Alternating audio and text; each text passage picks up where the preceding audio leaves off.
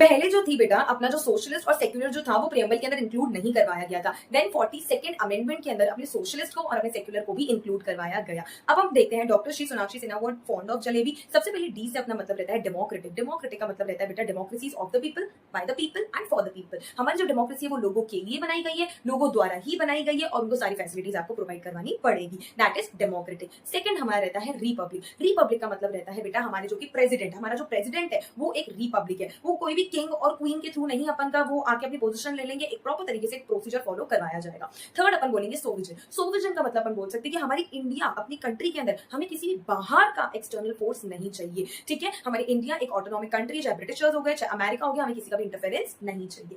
Fourthly हम इसके अंदर बोल सकते हैं बेटा सेक्युलरिज्म। सेक्युलरिज्म का मतलब रहता है ऑल रिलीजन्स आर इक्वल। सारी की सारी जो रिलीजन्स है वो इक्वल है, किसी को भी हमारे को भेदभाव नहीं प्रोवाइड करना है, सारी की सारी कास्ट को हमारे को इक्वली ट्रीट करना है। फिर अपन बोल सकते हैं सोशलिस्ट। सोशलिस्ट का मतलब रहता है बेटा चाहे अमीर हो चाहे गरीब हो, हमें सबको इक्वली रखना है, उनके बीच में भेदभाव नहीं होना चाहिए कि भाई ये गरीब है ये अमीर है, नहीं, all are equal before the law.